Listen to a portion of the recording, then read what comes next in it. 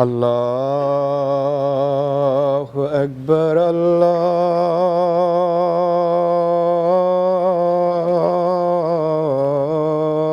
الله أكبر الله أكبر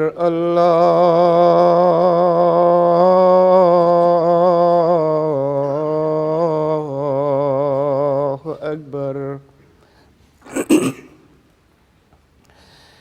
أشهد أن لا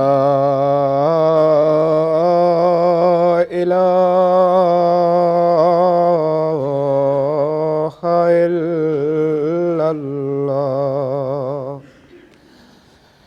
أشهد أن لا إله إلا الله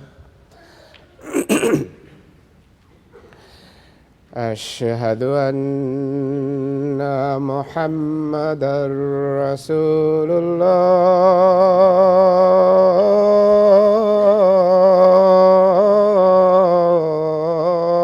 الله أشهد أن محمدًا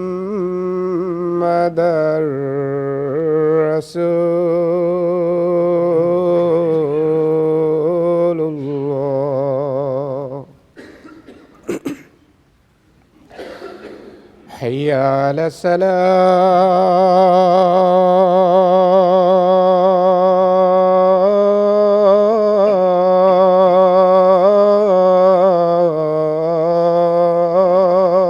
الصلاة حي على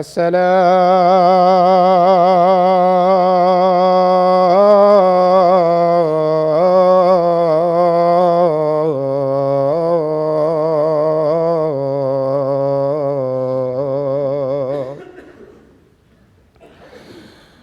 حي على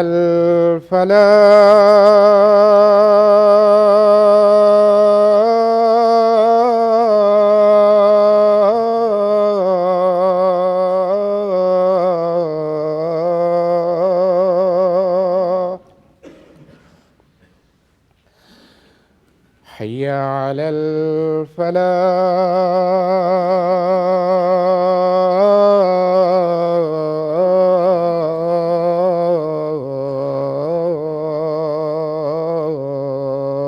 الفلاح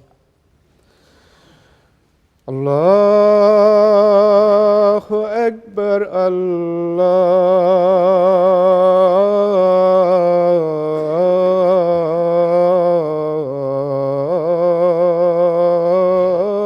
الله أكبر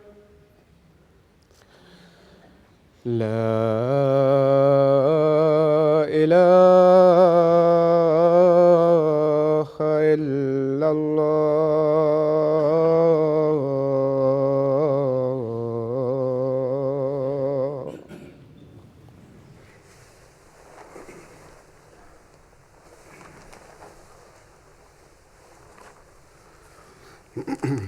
السلام عليكم ورحمة الله.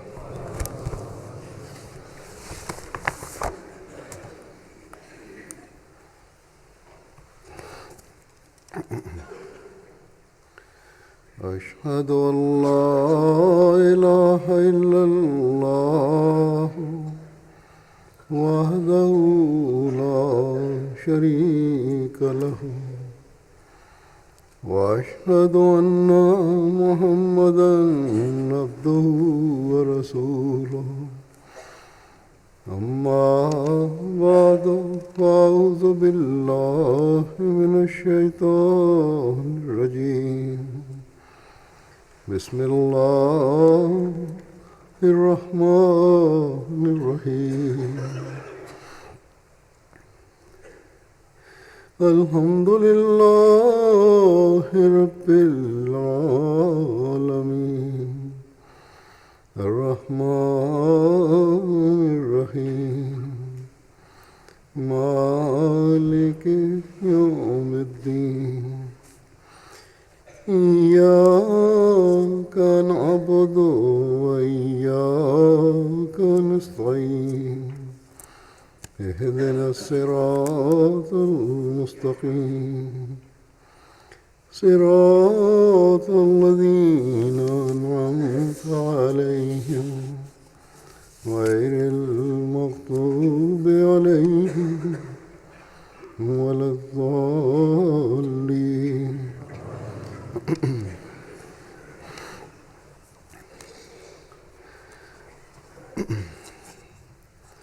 جماعت احمدیہ کی مخالفت اور افراد جماعت پر مخالفین جماعت کی طرف سے کیے جانے والے مظالم کوئی نئی چیز نہیں ہے، اور نہ ہی انبیاء کی جماعتوں کی مخالفت کوئی نئی بات ہے۔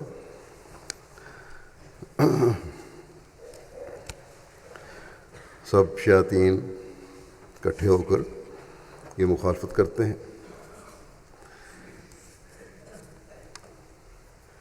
علماء اور لیڈر عوام الناس کے سامنے عجیب و غریب قسم کی باتیں انبیاء اور ان کے ماننے والوں کی طرف منسوب کر کے بیان کرتے ہیں، انہیں بھڑکاتے ہیں۔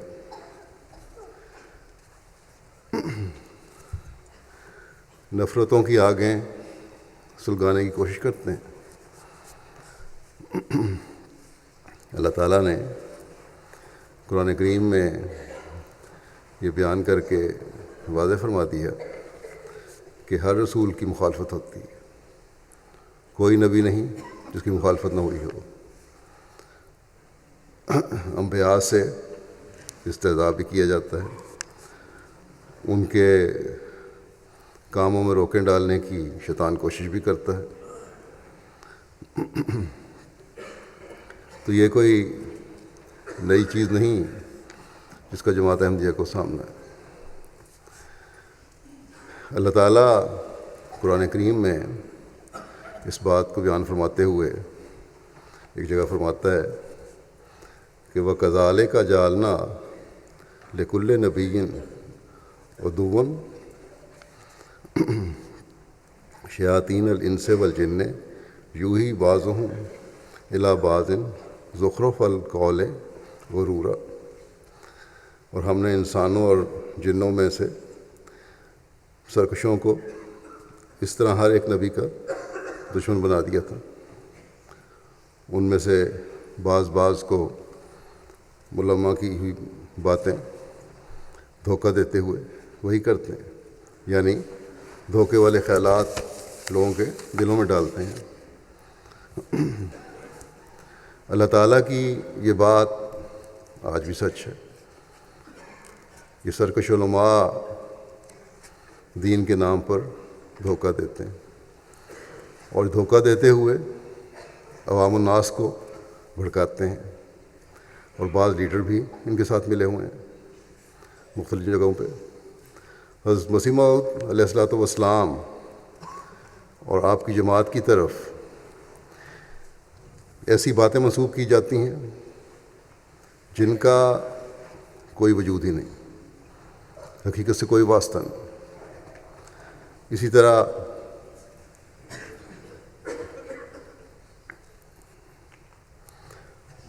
دوسری باتیں بھی یہ لوگ جو جماعت کے بارے میں کرتے ہیں یا حضرت مسیح علیہ السلام کا استہزاء کرتے ہیں، یہ سب باتیں اللہ تعالیٰ نے قرآن کریم میں بیان فرمائی ہیں کہ انبیاء کے ساتھ یہی کچھ ہوتا ہے، جھوٹ بھی ان پر بولا جاتا ہے، ان کا استہزاء بھی کیا جاتا ہے، مذاق بھی اڑایا جاتا ہے۔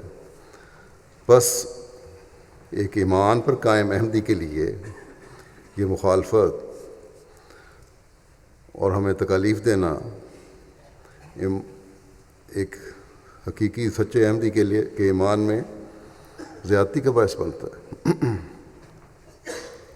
لیکن بعض لوگ ایسے بھی ہیں جو کہتے ہیں کہ اب ہم احمدیوں پر ظلم کی انتہا ہو گئی ہے اور اب ہمیں سختی کا جواب سختی سے دینا چاہیے، کتنا عرصہ ہم تکلیفیں برداشت کریں گے؟ چاہے ایک دو چند ایک ہوں، بعض ایسے نوجوانوں کے ذہنوں کو زہر آلود کرنے کی کوشش کرتے ہیں. یہ بھی کہتے ہیں کہ ہمیں اپنے مطالبات منوانے کے لیے اور اپنی آزادی کے لیے دنیاوی طریقے اختیار کرنے چاہیے. یہ جہالت کی باتیں اور انتہائی غلط سوچ ہے. یا تو ایسے لوگ جذبات میں آ کر یہ بھول گئے ہیں کہ ہماری بنیادی تعلیم کیا ہے. حضرت مقدس مسیح موعود علیہ السلام ہم سے کیا چاہتے ہیں؟ اپنی جماعت کو ان سختیوں اور تکالیف کو برداشت کرنے کے لیے کیا نصائح فرمائی ہیں آپ نے؟ یا پھر ہمدرد بن کر ایسے لوگ جماعت میں تفرقہ پیدا کرنا چاہتے ہیں؟ جو جماعت بڑھتی ہے مخالفین مختلف ذریعوں سے حملے کرتے ہیں، مختلف طریقے آزمائے جاتے ہیں. ہو سکتا ہے یہ بھی ایک طریقہ ہو. اللہ تعالیٰ نے حضرت مسیح موعود علیہ السلام سے فتح، نصرت اور ترقی کے وعدے کیے ہیں، لیکن سختی کا جواب سختی سے دینے سے نہیں، بلکہ پیار اور محبت اور دعاؤں کی طرف توجہ کرنے سے. اور یہی بات آپ علیہ السلام نے ہمیں بار بار سمجھائی ہے کہ جماعت کی ترقی اور دشمن کی تباہی دعاؤں سے ہونی ہے انشاءاللہ. اس لیے اپنی حالتوں کو اللہ تعالیٰ کی تعلیم کے مطابق ڈھالتے ہوئے، اپنے اندر تقویٰ پیدا کرتے ہوئے اللہ تعالیٰ کے آگے جھکو. مسیح موعود نے تو امن کا شہزادہ بن کر آنا تھا اور آیا. آپ نے تو اپنے ماننے والوں کو پہلے دن سے یہ کہہ دیا تھا کہ میرے راستے آسان راستے نہیں ہیں، ان میں بڑی سختیاں ہیں. یہاں جذبات کو بھی مارنا ہوگا اور جانی و مالی نقصان کو بھی برداشت کرنا ہوگا. اللہ تعالیٰ کے فضل سے افراد جماعت اس راہ میں ہر قسم کی قربانی کرتے چلے جا رہے ہیں. اور جیسا کہ میں نے گزشتہ خطبوں میں ذکر بھی کیا تھا کہ مجھے لکھتے ہیں کہ دشمن کے حملوں سے ہم ڈرتے نہیں، ہمارے ایمان پہلے سے مضبوط ہو رہے ہیں. لیکن اگر کوئی ایک آدھ شخص بھی ایسی بات کرے جو جماعتی تعلیم کے خلاف ہے تو فتنہ پیدا کرنے والی بات ہے، اور دشمن کو اپنے خلاف مزید مخالفت کا موقع دینا ہے، خاص طور پر جب کہ ایسی باتیں واٹس ایپ پر یا ٹویٹر پہ یا فیس بک پہ یا کسی اور ذریعے سے کی جائیں. بس ہم تو اس تعلیم پر عمل کرتے آئے ہیں کہ مخالفین کی ظلم اور بربریت کے مقابلے پر ہم نے ظلم و بربریت نہیں دکھانی، ویسے اظہار ہم نے نہیں کرنے، اور نہ ہی حکومتوں سے ہم نے ہتھیاروں سے مقابلہ کرنا. ہمارا مقابلہ دعاؤں کے ہتھیار سے. جیسا کہ میں نے کہا حضرت مسیح موعود علیہ السلام نے ہمیں یہ تعلیم دی ہے کہ اگر خدا تعالیٰ کی مدد اور اس کے پیار کو حاصل کرنا ہے تو دشمن کے حملوں اور زیادتیوں کا جواب اس طرح نہیں دینا، بلکہ صبر اور دعا سے کام لینا ہے. تبھی ہم کامیابیوں کو دیکھیں گے. چنانچہ ایک جگہ حضرت مسیح موعود علیہ السلام فرماتے ہیں، ایک فارسی کا شعر پہلے فرمایا آپ نے کہ عزیزاں بے خلوص و صدق ناکشایند راہ را مصفہ قطرۂ باید کہ تا گوہر شود پیدا، کہ اے عزیزو بغیر خلوص اور صدق کے مقام حاصل نہیں ہوتا، صاف و شفاف قطرہ بنو تاکہ وہی ہے صاف و شفاف قطرہ جس سے گوہر اور موتی پیدا ہوتا ہے۔ آپ فرماتے ہیں کہ اے میرے دوستو جو میرے سلسلہ بیعت میں داخل ہو، خدا ہمیں اور تمہیں ان باتوں کی توفیق دے جن سے وہ راضی ہو جائے۔ آج تم تھوڑے ہو اور تحقیر کی نظر سے دیکھے گئے ہو، اور ایک ابتلاء کا وقت تم پر ہے، اسی سنت اللہ کے موافق جو قدیم سے جاری ہے۔ ہر یک طرف سے کوشش ہوگی کہ تم ٹھوکر کھاؤ، اور تم ہر طرح سے ستائے جاؤ گے، اور طرح طرح کی باتیں تمہیں سننی پڑیں گی، اور ہر یک جو تمہیں زبان یا ہاتھ سے دکھ دے گا وہ خیال کرے گا کہ اسلام کی حمایت کر رہا ہے۔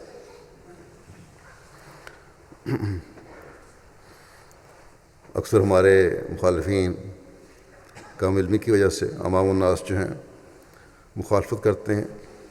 مولویوں نے ان کے دماغوں میں یہ ڈال دیا ہے کہ مخالفت جو ہے احمدیوں کی یہ اسلام کی بہت بڑی خدمت ہے۔ آپ نے فرمایا کہ لوگ سمجھتے ہیں کہ اسلام کی حمایت کر رہے ہیں، فرماتے ہیں کہ اور کچھ آسمانی ابتلاء بھی تم پر آئیں گے تا تم ہر طرح سے آزمائے جاؤ، سو تم اس وقت سن رکھو کہ تمہارے فتح مند اور غالب ہو جانے کی یہ راہ نہیں کہ تم اپنے خشک منطق سے کام لو، یا تمسخر کے مقابلے پر تمسخر کی بات کرو، یا گالی کے مقابلے پر گالی دو، کیونکہ اگر تم نے یہی راہیں اختیار کیں تو تمہارے دل سخت ہو جائیں گے، اور تم میں صرف باتیں ہی باتیں ہوں گی جن سے خدا تعالیٰ نفرت کرتا ہے اور کراہت کی نظر سے دیکھتا ہے۔ سو تم ایسا نہ کرو کہ اپنے پر دو لعنتیں جمع کر لو، ایک خلقت کی اور دوسری خدا کی بھی۔ بس ہم نے تو اس تعلیم پر عمل کرنا ہے اور اس ہدایت پر چلنا ہے جو حضرت مسیح علیہ السلام نے ہمیں دی ہے۔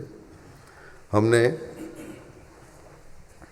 گالیوں کا جواب نہ گالی سے دینا ہے، نہ فساد کا جواب فساد پیدا کر کے دینا ہے، اور قانون کو اپنے ہاتھ میں لے کر دینا ہے۔ اور پھر پاکستان اور مسلمان ممالک میں تو اگر ہم جائز طور پر بھی اپنا دفاع کریں تو اکثر یہی دیکھا گیا ہے کہ قانون بجائے ہمارا ساتھ دینے کے ظالم کا ساتھ دیتا ہے۔ مظلوم احمدی اسیران کی ضمانت بھی اس وجہ سے نہیں لی جاتی کہ عدالتیں مولوی کے سامنے بے بس ہیں۔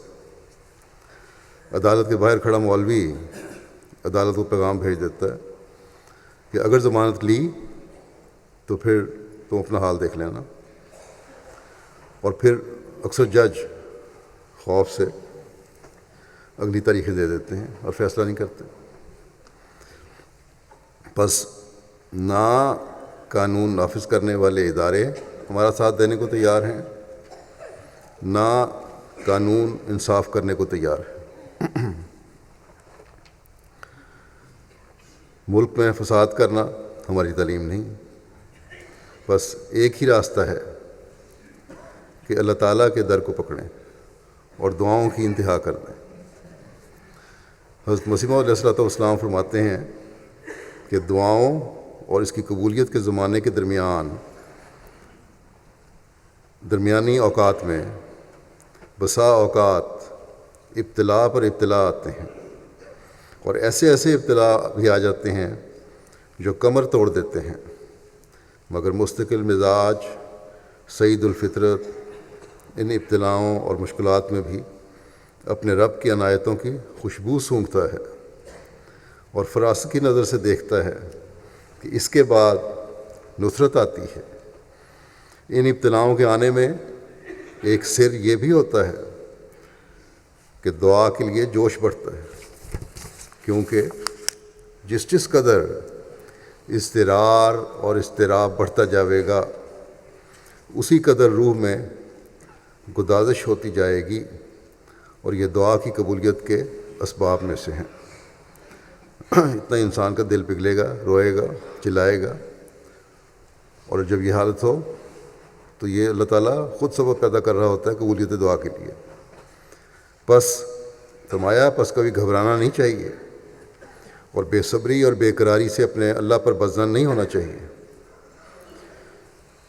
بس یہ ہے ہمارا فرض۔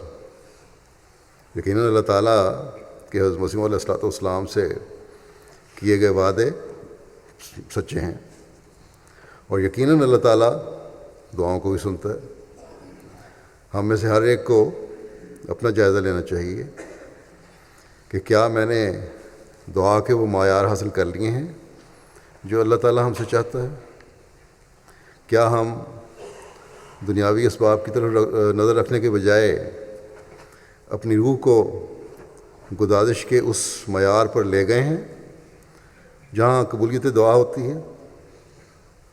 ان معیاروں کو صرف اللہ تعالیٰ جانتا ہے۔ ہم کوشش بھی کریں تو جان نہیں سکتے، اس لیے کوئی کہہ نہیں سکتا کہ ہاں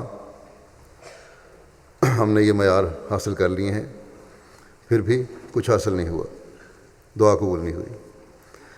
بس ہمارا کام، ہمیں نہیں پتہ کیونکہ معیار اللہ تعالیٰ بہتر جانتا ہے، ہمارا کام صبر اور دعا کے ساتھ اللہ تعالیٰ کے دامن کو پکڑے رکھنا ہے۔ اگر کوئی بھی ہم میں سے بے صبری دکھائے گا تو اپنا نقصان کرے گا۔ جو تکلیف میں ہیں جن ملکوں میں، خاص طور پر پاکستان میں، ان کی اکثریت تو صبر ہی کر رہی ہے اور دعائیں بھی کر رہی ہے، اور ایمان میں بھی مضبوط ہیں، اور جو دور بیٹھے ہیں اور ظاہری تکلیفوں سے بچے ہوئے ہیں وہی زیادہ تر باتیں بھی کرتے ہیں۔ بس ان کو بھی چاہیے کہ اگر اپنے بھائیوں سے ہمدردی ہے تو اللہ تعالیٰ کا دامن پکڑیں۔ حضرت مسیح علیہ الصلوۃ والسلام نے ایک جگہ فرمایا کہ اگر کوئی گالیاں دے تو ہمارا شکوہ خدا کی جناب میں ہے، نہ کہ کسی اور عدالت میں، اور بائیں ہمہ نوع انسان کی ہمدردی ہمارا حق ہے۔ گالیاں سن کے بھی ہم نے ہمدردی کرنی ہے۔ بس ہم میں سے ہر ایک کو چاہیے کہ وہ براہ راست تکلیف کے دور سے گزر رہا ہے یا نہیں گزر رہا، صبر اور دعا کے دامن کو پکڑنا ہے، اور یہی ایمان کی نشانی ہے۔ حضرت اقدس مسیح علیہ السلام اس بات کو بیان فرماتے ہوئے کہ آپ کے ساتھ چلنا کوئی آسان بات نہیں ہے، فرماتے ہیں بس اگر کوئی میرے قدم پر چلنا نہیں چاہتا تو مجھ سے الگ ہو جائے۔ مجھے کیا معلوم ہے کہ ابھی کون کون سے ہولناک جنگل اور پرخار بادیاں درپیش ہیں جن کو میں نے طے کرنا ہے۔ بس جن لوگوں کے نازک پیر ہیں وہ کیوں میرے ساتھ مصیبت اٹھاتے ہیں؟ جو میرے ہیں وہ مجھ سے جدا نہیں ہو سکتے، نہ مصیبت سے، نہ لوگوں کے سب و شتم سے، نہ آسمانی ابتلاؤں اور آزمائشوں سے، اور جو میرے نہیں وہ ابس دوستی کا دم مارتے ہیں، کیونکہ وہ عنقریب الگ کیے جائیں گے، اور ان کا پچھلا حال ان کے پہلے سے بدتر ہوگا۔ کیا ہم زلزلوں سے ڈر سکتے ہیں؟ کیا ہم خدا تعالیٰ کی راہ میں ابتلاؤں سے خوفناک ہو جائیں گے؟ کیا ہم اپنے پیارے خدا کی کسی آزمائش سے جدا ہو سکتے ہیں؟ ہرگز نہیں ہو سکتے، مگر محض اس کے فضل اور رحمت سے۔ بس جو جدا ہونے والے ہیں جدا ہو جائیں، ان کو وداع کا سلام۔ لیکن یاد رکھیں کہ بدظنی اور قطع تعلق کے بعد اگر پھر کسی وقت جھکیں تو اس جھکنے کی عند اللہ ایسی عزت نہیں ہوگی جو وفادار لوگ عزت پاتے ہیں، کیونکہ بدظنی اور غداری کا داغ بہت ہی بڑا داغ ہے۔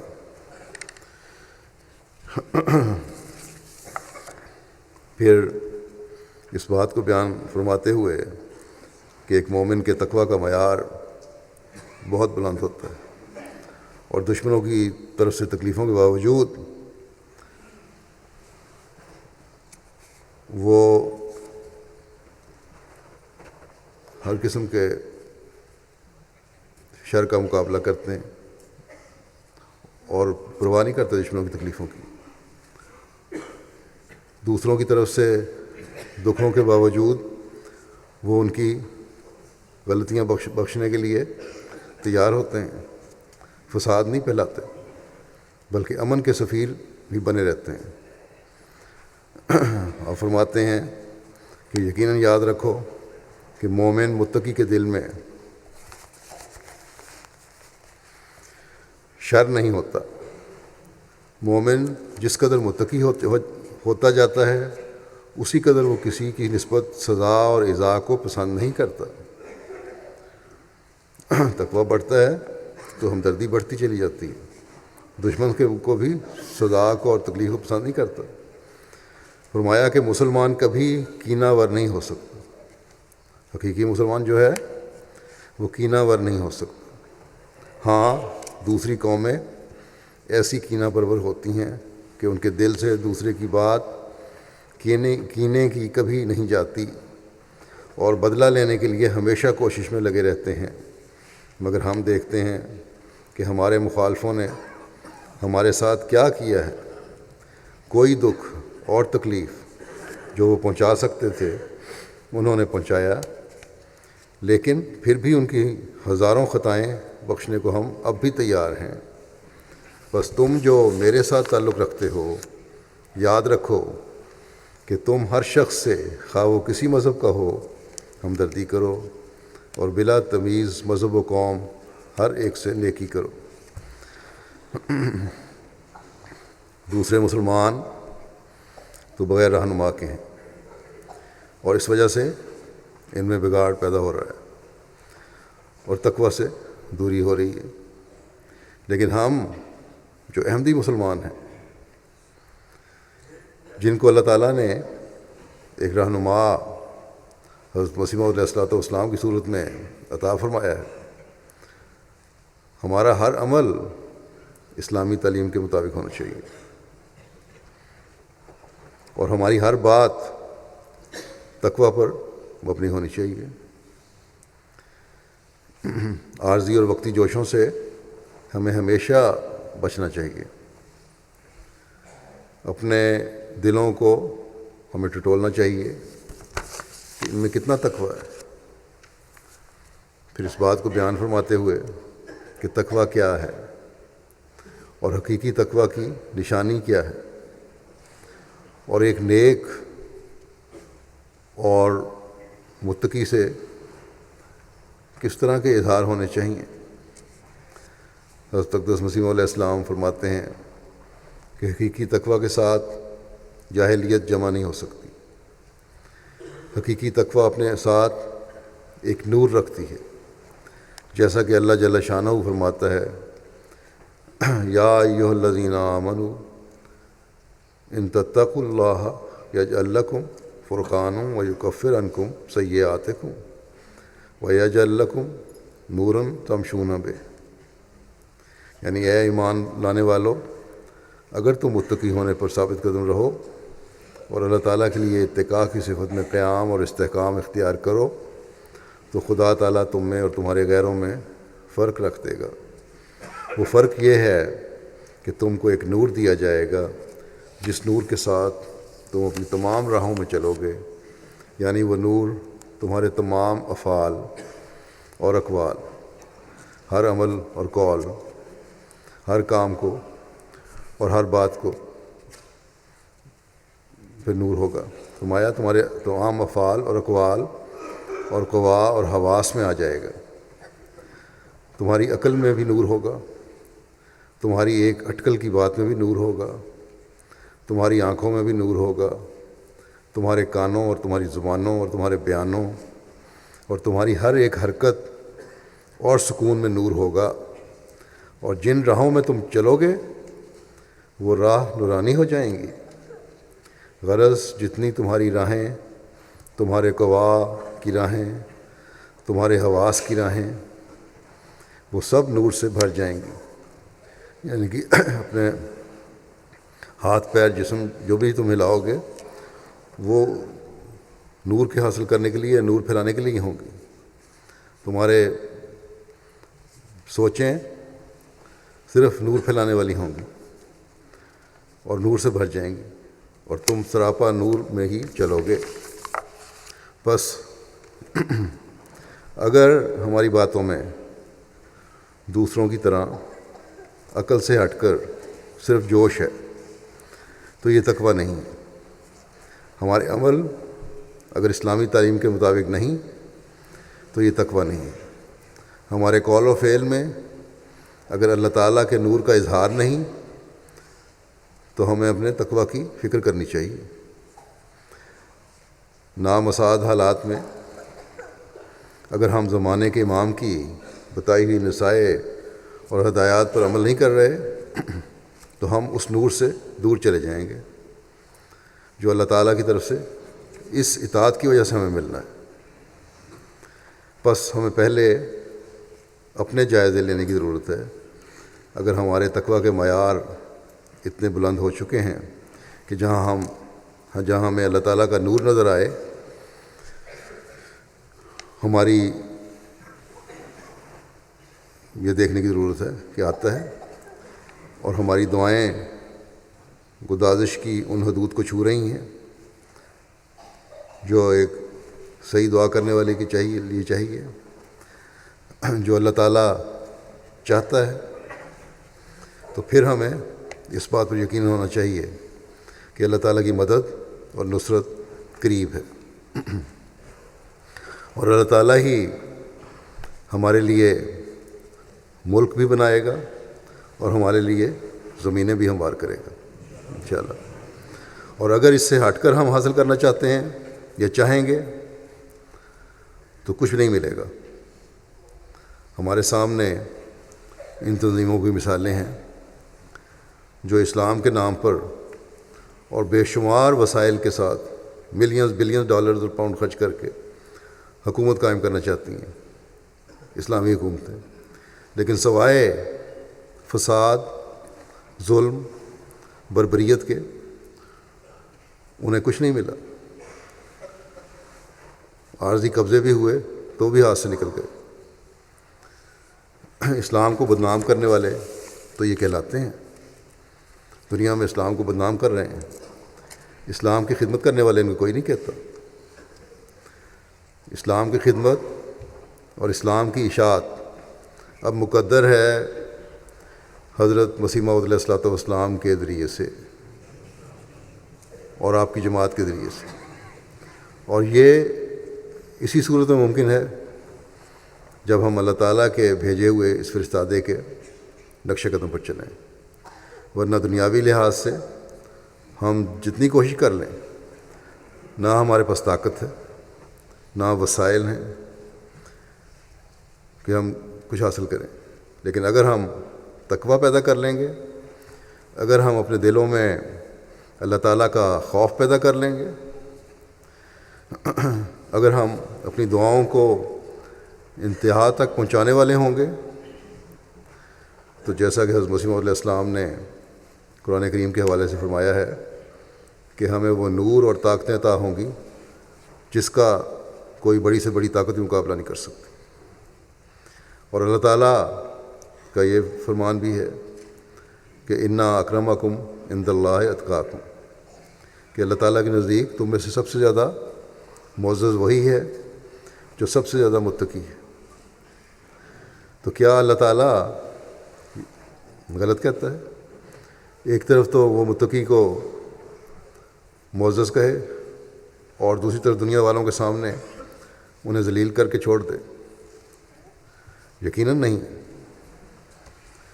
یہ ٹھیک ہے کہ انبیاء اور ان کی جماعتوں کو دنیا داروں کی مخالفت کا سامنا کرنا پڑتا ہے، جس طرح کہ حضرت مسیح علیہ السلام نے خود بیان فرمایا ہے۔ مگر کیا ہر موقع پر دشمن خود خائب و خاسر نہیں ہوا؟ کیا ہر ایک جو جماعت کی ترقی میں روک ڈالنے کے لیے کھڑا ہوا، یا ہر روک جو جماعت کی ترقی میں ڈالی گئی، اس سے جماعت مزید پھیلی اور پھولی نہیں؟ اندرونی حربے بھی مخالفین نے آزمائے، بیرونی حملے بھی، لیکن جماعت ترقی کی شاہراہوں پر قدم مارتے ہوئے آج 209 ممالک میں نفوذ کر چکی ہے۔ اگر ایک جگہ سے دباتے ہیں تو 10 دوسری جگہوں میں پہلے سے بڑھ کر پھیلنے کا اللہ تعالیٰ سامان اور موقع عطا فرما دیتا ہے۔ اللہ تعالیٰ تو کہتا ہے کہ میں ایک عام شخص کو جو تقوی میں بڑا ہوا ہے بغیر عزت دینے کے نہیں چھوڑتا، تو کیا جس شخص کو خود خدا تعالیٰ نے بھیجا ہے اور گزشتہ 100 سال سے ہم جس کے ساتھ اللہ تعالیٰ کی تائیدات دیکھ رہے ہیں، آج اللہ تعالیٰ اس کی جماعت کو باقی وعدے پورے کیے بغیر چھوڑ دے گا، بغیر عزت کے چھوڑ دے گا؟ کبھی یہ نہیں ہو سکتا۔ لیکن جیسا کہ حضرت مسیح علیہ السلام نے فرمایا کہ یہ سب کچھ ثبات قدم اور مستقل مزاجی سے ملے گا، یہ شرط ہے۔ اگر ہم مستقل مزاجی سے اللہ تعالیٰ کا دامن پکڑے رہیں گے تو دشمن کی خاک اڑتے بھی ہم انشاءاللہ دیکھیں گے۔ حضرت اقدس مسیح علیہ السلام فرماتے ہیں کہ اگر تمہاری زندگی اور تمہاری موت اور تمہاری ہر ایک حرکت اور تمہاری نرمی اور گرمی، یعنی خوش مزاجی بھی اور غصہ بھی، محض خدا تعالیٰ کے لیے ہو جائے،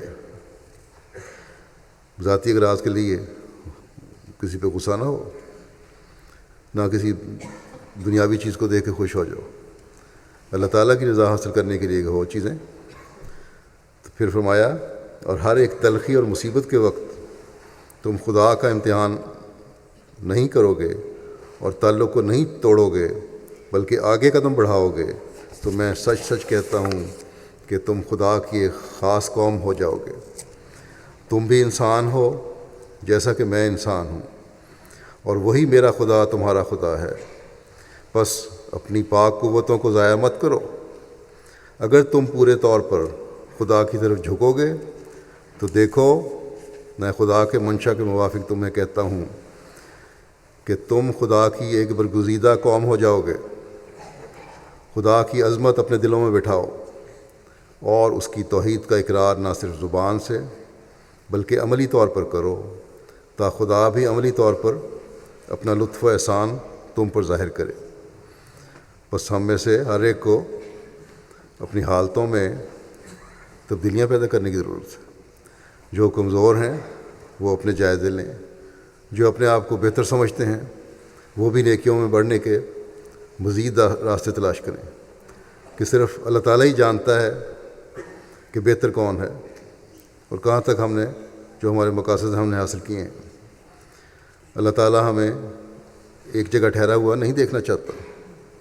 یہ خیال نہیں کسی کو ہونا چاہیے کہ میں بہتر ہو گیا اور نیکیوں میں بڑھ رہا ہوں یا نیکیوں کو حاصل کر لیا ہے۔ ہمیں اپنے معیاروں کو اونچا کرنے کی طرف توجہ دینے کی ضرورت ہے۔ حضرت مسیح موعود علیہ السلام فرماتے ہیں ایک جگہ کہ خدا نے مجھے مخاطب کر کے فرمایا کہ میں اپنی جماعت کو اطلاع دوں کہ جو لوگ ایمان لائے، ایسا ایمان جو اس کے ساتھ دنیا کی ملونی نہیں، اور وہ ایمان نفاق یا بزدلی سے آلودہ نہیں، اور وہ ایمان اطاعت کے کسی درجے سے محروم نہیں، ایسے لوگ خدا کے پسندیدہ لوگ ہیں۔ اور خدا فرماتا ہے کہ وہی ہیں جن کا قدم صدق کا قدم ہے۔ بس اس صدق کے قدم پر ہمیں چلنے کی ضرورت ہے تاکہ ان فتوحات کے نظارے ہم کر سکیں جو حضرت اقدس مسیح موعود علیہ السلام کے ساتھ وابستہ ہیں، جو اللہ تعالیٰ نے آپ کے لیے مقدر کی ہوئی ہیں۔ یہ ابتلا کا دور یقیناً ختم ہونے والے دور ہے، لیکن اس میں تیزی پیدا کرنے کے لیے ہمیں اپنے تقویٰ کے معیاروں کو بڑھانے اور بڑھاتے چلے جانے کی ضرورت ہے۔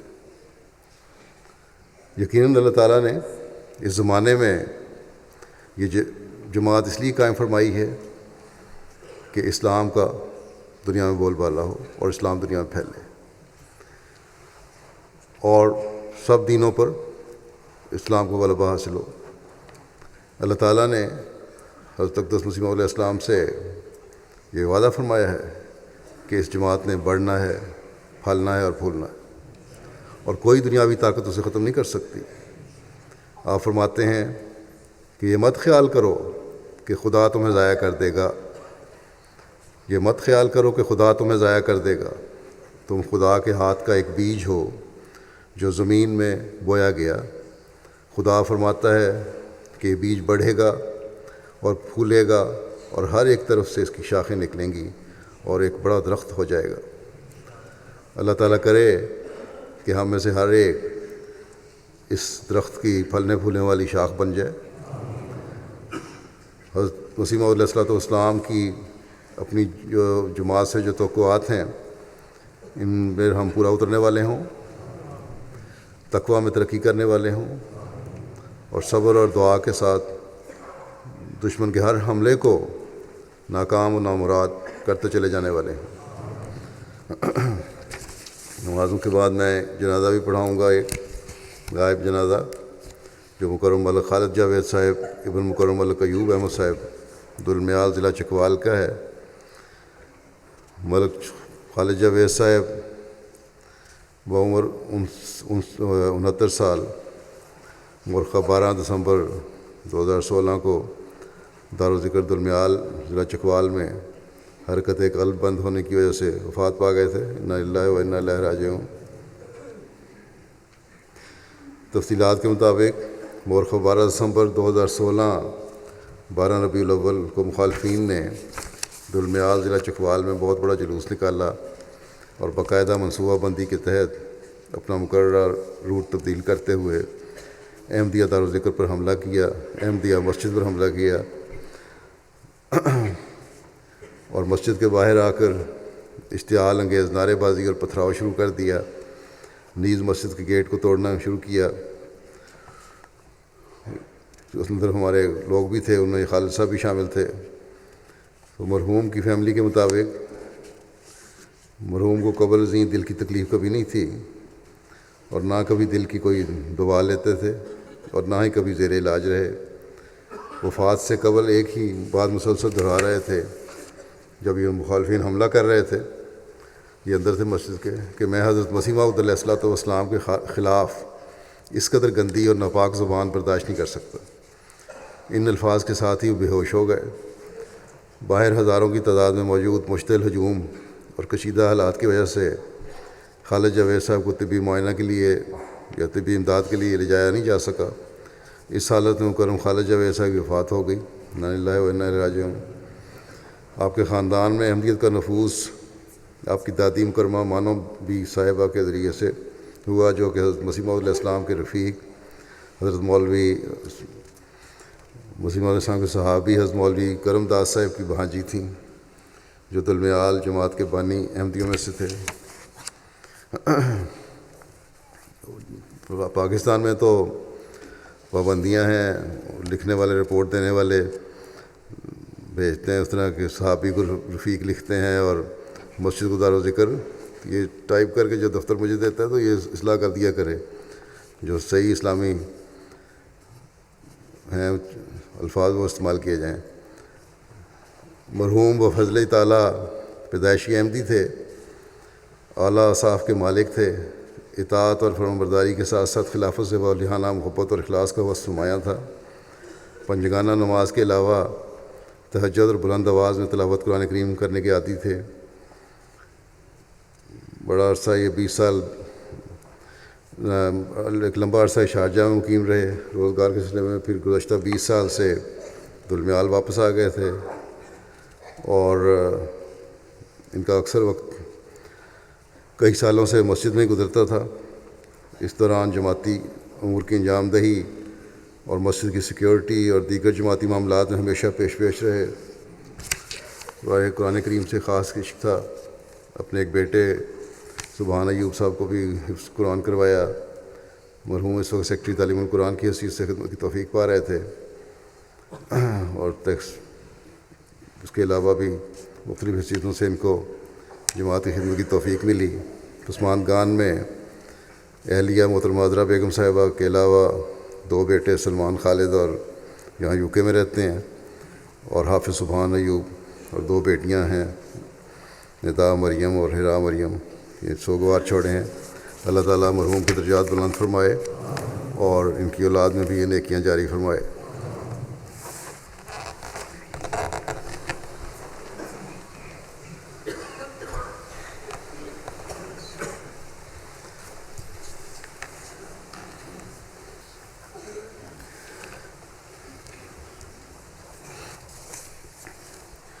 الحمد لله نحمده ونستعينه ونستغفره ونؤمن به ونتوكل عليه ونعوذ بالله من شرور أنفسنا ومن سيئات أعمالنا من يهده الله فلا مضل له ومن يضلل فلا هادي له ونشهد أن لا إله إلا الله ونشهد أن محمدا عبده ورسوله عباد الله رحمكم الله إن الله يأمر بالعدل والإحسان وإيتاء ذي القربى وينهى عن الفحشاء والمنكر والبغي يعظكم لعلكم تذكرون اذكروا الله يذكركم وادعوه يستجب لكم ولذكر الله أكبر۔